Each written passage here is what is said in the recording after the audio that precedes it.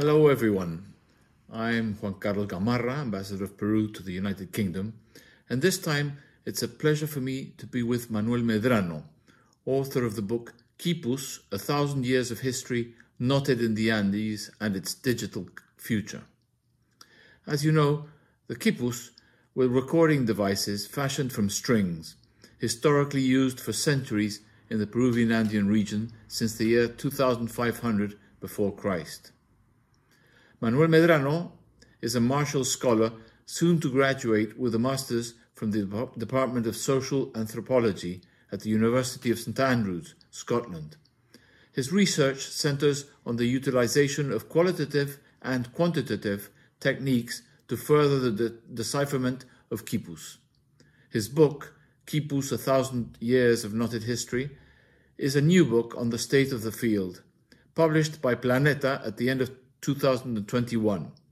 His research has been featured by Google Arts and Culture, National Public Radio in the US, the Boston Globe, iHeartRadio, and New Scientist, among others. He holds a Bachelor of Arts from Harvard in Applied Mathematics, and he will return to Harvard in the fall to begin a PhD in Latin American history. In addition to ongoing decipherment efforts, Mr. Medrano studies quipus held in museums and private collections around the world, with particular emphasis on the history of quipu excavation, exchange, and study. So I'm very pleased to present to you Mr. Medrano. Thank you very much. First of all, I want to thank you for that wonderful introduction and for the opportunity to discuss my new book, Quipus, 1000 años de historia anudada en los Andes y su futuro digital. Again, I'm Manny Medrano. I'm American and trained as a mathematician originally, but have recently been working at the intersection of various fields to continue the decipherment of quipus. Now, before we jump into the discussion, I think it is important to clarify exactly what we're talking about here. What are quipus? The word, which means knot in Quechua, refers to an implement of knotted strings that was used both in the pre-Hispanic and post-conquest Andes for recording both numerical and non-numerical information. Now, quipus are most famously associated with the Incas. At least that's the narrative that many of us learned in high school, perhaps, when we first learned the word and what quipus are used for. But I think we'll get to it a little more later on in our discussion, just to say that Inca quipus are not the entire story. Now, a quipu is usually composed of a thick horizontal primary cord from which hang anywhere from just a couple to several thousand hanging pendant strings, which hang down like a fringe or like icicles. Those hanging strings sometimes have knots tied into them, and when they have knots tied into them, those knots oftentimes, but we're not sure if always, mean numbers. And the Spanish chroniclers tell us, based on various writings completed in the first centuries following the Spanish conquest, that quipus were used as much for recording accounting information or demographic data as they were used for recording genealogy and various forms of history and other types of non-numerical information as well.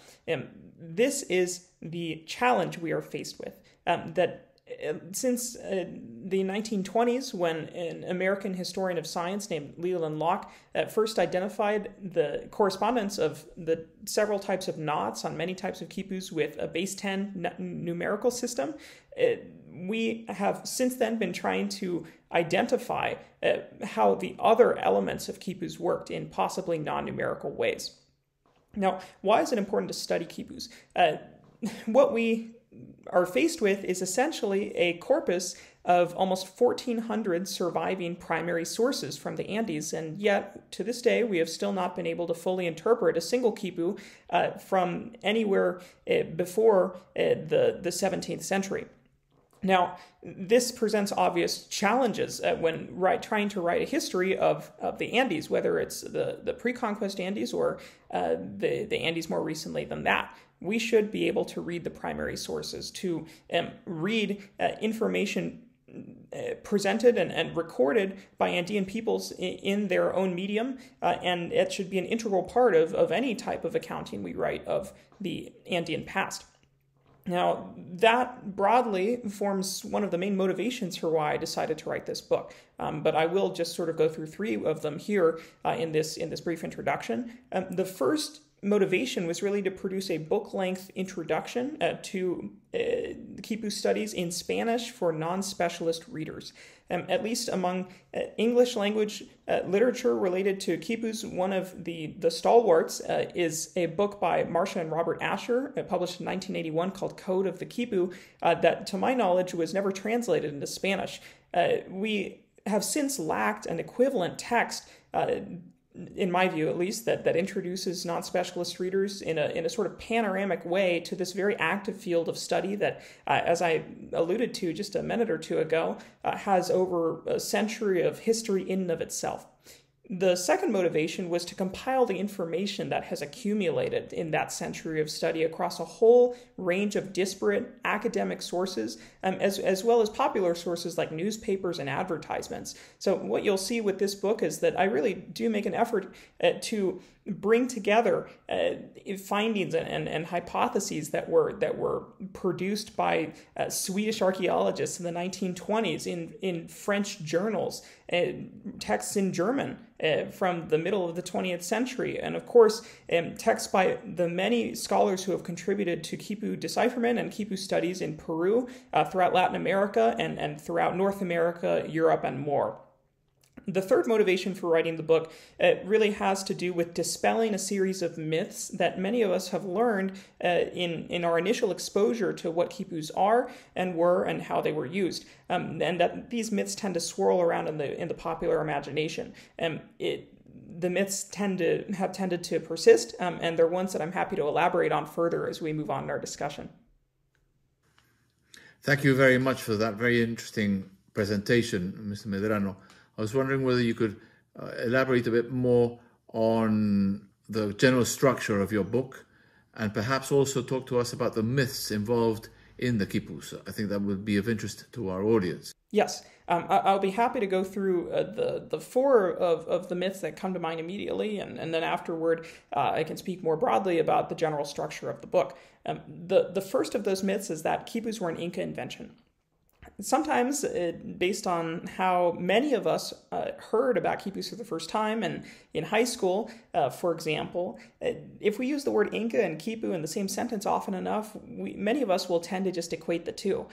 However, thanks to decades of archaeological research that long precedes my writing of this book, what has come to light is that there are Quipus that were produced by the pre-Inca Wari state of the South Central Andes. It's a small corpus of about 40 or so samples, but thanks to ongoing research by Jeffrey Splitstoser and others around the world, what is coming to light increasingly is that Wari Quipus represented another complex system of recording information using knotted strings, and in many ways represent the predecessor to many of the Inca Quipus with which we're also familiar. They, however, of course, remain opaque to us in terms of their meaning, as do many Inca Quipus. The second myth is that all Quipus used for accounting were Inca Quipus. In reality, once we take a step back and look at the subtitle of the book again, which perhaps we'll return to, that begins with 1000 años de historia anudada. Of course, we can't cover 1,000 years by just discussing Quipus from the Inca period, and that holds true in the broader narrative of the book, when we find that actually accounting Quipus were used not only following the Spanish conquest, but even as late as the mid-20th century for recording everything from camelid flocks to demographic information to communal obligations in cleaning aqueducts to and canals, to a whole variety of other applications. And so to speak of accounting Quipus as only Inca Quipus does not tell the whole story. The third myth is that Quipu use died out shortly following the Spanish conquest, and I've alluded to this just a minute or so ago, but it's just not accurate. Thanks to other research by historians and researchers in allied disciplines over the past decades, we are increasingly coming to see the broad diversity of Quipu use in the Andes following the Spanish conquest, whether it was Quipus that were presented in courtrooms in Spanish courts as evidence in order to demonstrate goods or services that were pillaged or in other cases taken by the Spanish conquistadors and to demonstrate claims by Indian claimants, or in other contexts, simply to record demographic information following the conquest. Archival documents are putting forward and bringing to light just a rich diversity of uses and contexts that we need to take into account more thoroughly going forward. The fourth myth that I'll just touch on briefly here is that all quipus have the same structure. And I know just a couple minutes ago I held up my hands with a horizontal primary chord and then talked about the pendant chords that hang down like a fringe, but that is just a representative diagram, let's call it, for a solid majority of the quipus, but not the entirety. And as a researcher who has spent time looking at quipus across in various countries and across various museum collections, what I can tell you is that our standard image of a standard Inca quipu is not representative of everything. We see quipus that are made up of solely one chord with many knots on it. We see quipus with thick chords, or quipus with knots that are totally out of arrangement, which we would expect to see if they were just recording numbers in the way we've known about for 100 years. That there is a broad diversity that needs to be taken account of. Then that gets me to the broader structure of the book. What you'll find as you flip through it is that the book is structured loosely on a movement from past to present to future. In the past section of the book, you'll find chapters on Are Kipus, on Inca Quipus, and also on our chapters that survey our knowledge of colonial quipu use all the way through the mid-20th century. In the present section of the book, which roughly is the middle part of it, you'll find a discussion of current quipu research efforts and quipu decipherment efforts that takes account of a huge variety of initiatives by researchers from countries ranging from Peru to France to Sweden to the United States and all across the board, as well as a reckoning of our current initiatives that are broadly collaborative and internationally collaborative across various disciplines. And finally, transitioning into the future section of the book, its last third or so, that discusses what I believe to be one of the most promising avenues for continuing to study quipus going forward, being the use of digital tools and data science techniques, which might, in my view at least, be able to open up a few new windows and allow us to ask a few new questions about how we can study quipus going forward and hopefully aid in their decipherment. Thank you.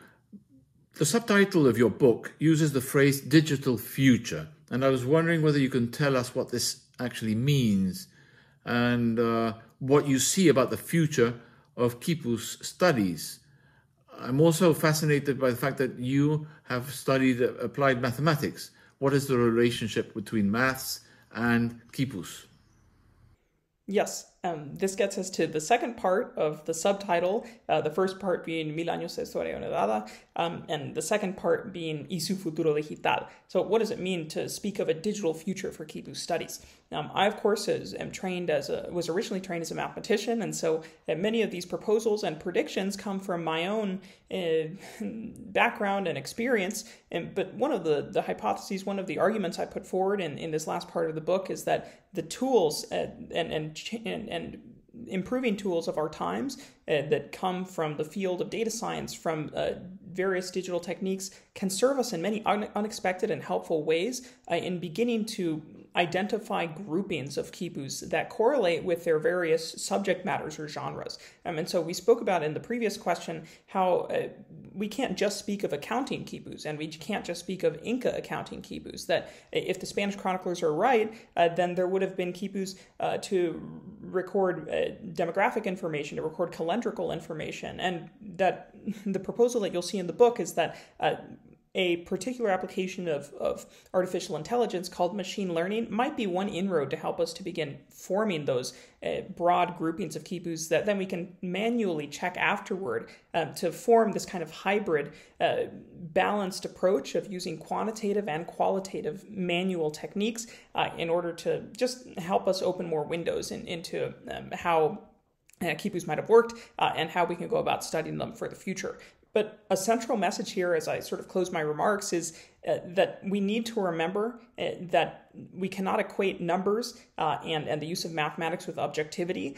We have to remember that data do not exist in a vacuum. The compilations of quipu digitized Quipu data that exist in various database projects around the world are the product of disparate access to funding, to geographic disparities, because Quipus are located in over 140 different institutions around the world, and various researchers are based in different locations to be able to study them, and it reflects differences in work environments. And all of these need to be a central part of our understanding as we continue to write about Quipus going forward. But broadly, I see international collaboration as one of the most important avenues going forward as we continue into this digital age. And so with that, I just want to thank you again for the invitation. And I, of course, welcome any messages from interested readers who have any further questions about the book. Thanks again. Thank you very much, Mr. Medrano, for such an interesting presentation, and indeed for the contribution your book makes to the understanding of a very important part of our Andean culture. Thank you very much.